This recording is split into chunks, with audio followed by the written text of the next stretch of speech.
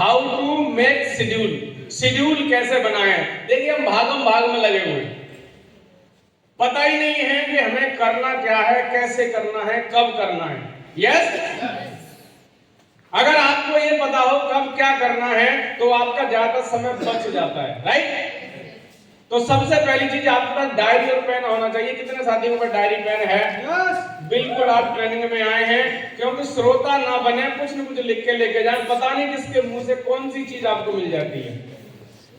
और ये schedule book आज आपके लिए उपलब्ध है और शायद सीमित मात्रा में बची है, तो सभी साथी अपने लिए, खुद के लिए जरूर लेके जाना, अगर ज्यादा है तो फिर टीम के लिए भी लेके जाना। Yes, thank you.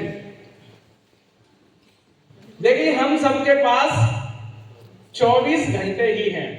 कितने? 24 घंटे। अब 24 घंटे को हम कैसे मैनेज करते हैं, उसी की वजह से हम अभी बने बैठे हैं। सहमत है मेरी बात से? एक अमीर के पास और गरीब के पास, दोनों के पास 24 घंटे ही हैं।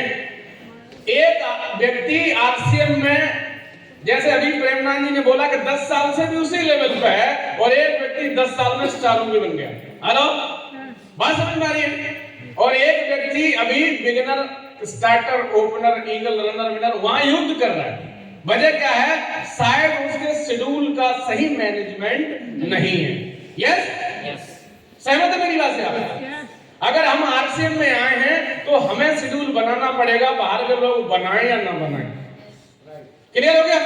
ओके, तो आगे की लाइन में चलता हूं मैं।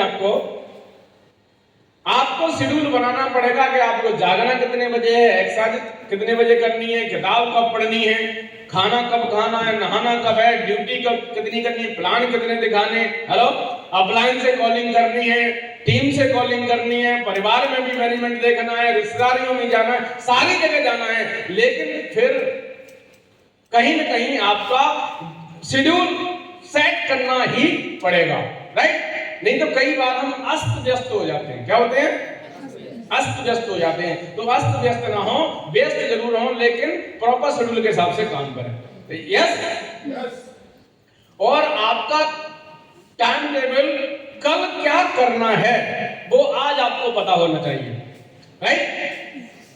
कल आपको क्या करना है। जैसे जिन साथियों को इटावा जाना है, एक तरीका ये है कि आप सुबह यहां से भागम भाग सर्दी में जाएं। एक तरीका ये है कि आज शाम को ही निकल जाएं, वहां के लोगों को बिठाना है, आप सर्दी से ही बच जाएंगे और आप अच्छी तरह से वहां नाइट स्टे भी कर सकते हैं और भी अपनी प्लानिंग कर सकते हैं।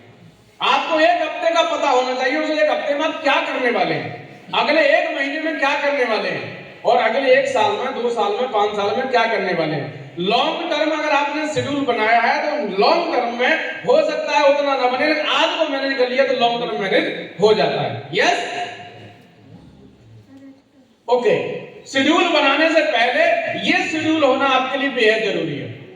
कितने साथियों की काउंसलिंग हो चुकी है? 3 तारीख है। यस, अगर आप अपनी अपलाइन के साथ अभी नहीं बैठे हैं तो पहला काम ये कीजिए कि पहले अपलाइन के शेड्यूल को मैच कर लीजिए, क्योंकि जहां जहां अपलाइन के डेट होंगे आप अपनी टीम को वहां बिठा सकते हैं, जहां जहां बिग इवेंट होंगे वहां पर आप अपनी टीम को बिठा सकते हैं। सहमत है मेरी बात से? दूसरी बात यह है कि अपलाइन को भी ये पता चल जाता है कि ये साथी कामयाब होने के लिए तैयार है, तो अपलाइन की भी जिम्मेदारी पड़ जाती है। सहमत है मेरी बात से? तो आज ही अगर आपने अपना कोई कोच नहीं चुना है, गाइड नहीं चुना है, तो पहला काम यही कीजिए कि पहले आप उनके साथ आधा घंटे, 1 घंटे बैठिए, राइट। पहले वीक में ये काम आपका हो जाना चाहिए। और ये मेरी कल की फोटो है, right. Concentrate on one task at A time. Counselling हो गई, उसके बाद एक काम पर ही फोकस कीजिए। हम क्या करते हैं, 10 काम एक साथ इकट्ठे कर लेते हैं। फेसबुक भी देख रहे हैं, यूट्यूब भी उसी में खोल बैठे हैं, इंस्टाग्राम भी खोल लिया है और कॉलिंग भी चल रही है, सारे काम एक साथ। खाना भी सामने रखा हुआ, खाना खा लो, उसके बाद कॉलिंग पे लगिए, उसके बाद प्रोग्राम की तैयारी कीजिए। एक बार में एक ही काम करें। अगर आप एक साथ 4 काम करोगे तो आपके काम में उतनी गुणवत्ता नहीं आएगी जितनी एक काम में आ सकती है। सहमत है मेरी बात से? 1 टाइम 1 वर्क। नहीं तो आप तनाव में रहेंगे। टाइम मॉनिटरिंग जरूर करें, अलार्म लगा लें। टाइम की मॉनिटरिंग जरूरी है। मैंने इस काम को आधा घंटे में खत्म करना था, तो आधा घंटे का अलार्म डाल दीजिए। आधा घंटा होते ही आपका अलार्म बजेगा कि भाई साहब काम खत्म करने का समय हो गया है। कहीं ऐसा ना हो कि वो काम आधा घंटे का था, आपने 1.5 घंटे खींच दिया। सहमत है मेरी बात से? Do most important task in peak hours of your day. Check कीजिए कि आप कौन से ऐसा समय है जिस समय सबसे ज्यादा ऊर्जावान रहते हैं। कोई ना कोई 24 घंटे में ऐसा समय होगा, वो समय आप चुनिए और उस समय पे अपना सबसे महत्वपूर्ण काम कीजिए। कई बार क्या होता है, जिस समय आप थके होते हैं उस समय कोई ज्यादा बड़ी जिम्मेदारी का काम ले लेंगे तो आप उसको पूरा नहीं कर पाएंगे। सबसे ज्यादा एक्साइटेड रहते हैं उसी समय उस काम को हाथ लगाइए। Start meeting programme task with end time. कोई भी प्रोग्राम, कोई भी मीटिंग शुरू करते हैं, उसका शुरू का समय होना चाहिए और उसका एंड समय भी होना चाहिए। आज की मीटिंग 10:30 पे आपकी एंट्री थी और हमारा इसको क्लोज करने का समय 3 बजे। अगर यही प्रोग्राम 6 बजे तक चल जाए तो क्या ऊर्जा आएगी? नहीं आएगी। मैंने देखा है कई सारे साथी क्या करते हैं, मीटिंग शुरू करते हैं, सामने वाले को तब तक पकाते हैं जब तक वो आपसे छुटकारा ना पाना शुरू कर दे। ऐसा होता है कई बार। मीटिंग जैसे शुरू की, पूरा ज्ञान वहीं उड़ेला जाएगा। माय फ्रेंड्स, मैं आपको एक बात कहना चाहता हूं कि ज्ञान उड़ेलने के लिए ट्रेनिंग बनाई गई है। आप वहां से सिर्फ रेडी करके लाते हैं, लोहा गर्म करके। पूरा ज्ञान जितना किताबें पढ़िए, सीडी सुनिए, काउंसलिंग वही ना उड़ेलें, उनको यहां तक लाएं, वहां शॉर्ट इंफॉर्मेशन दें और यहां तक लाएं। क्लियर हो गया? Okay. Work in high performance intervals. अगर आपकी मीटिंग लंबी होती है तो छोटे छोटे से गैप लें।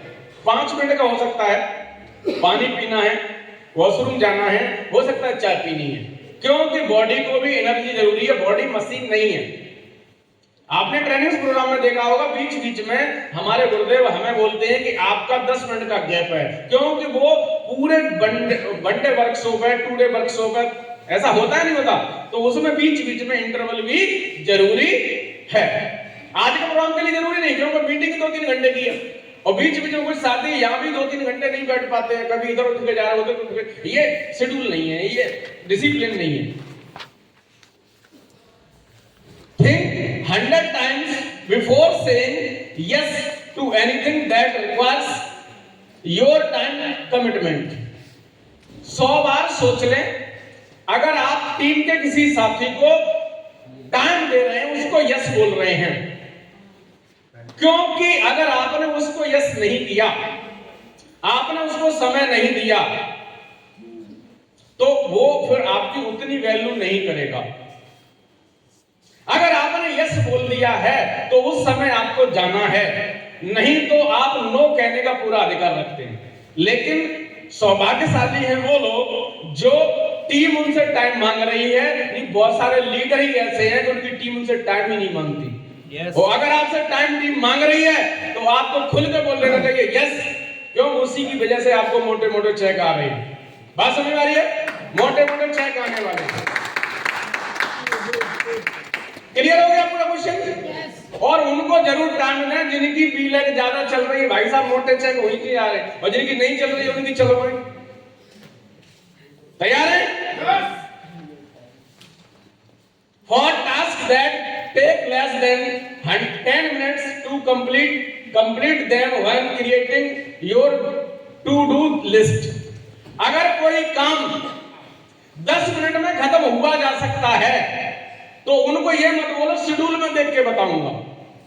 हेलो, अगर मान लो कोई कंपनी को मेल करनी है या कोई लिस्ट भेजनी है तो आप तुरंत बोलिए अभी लो, ये लो, 2 मिनट में भेज दिया। बात समझ आ रही है?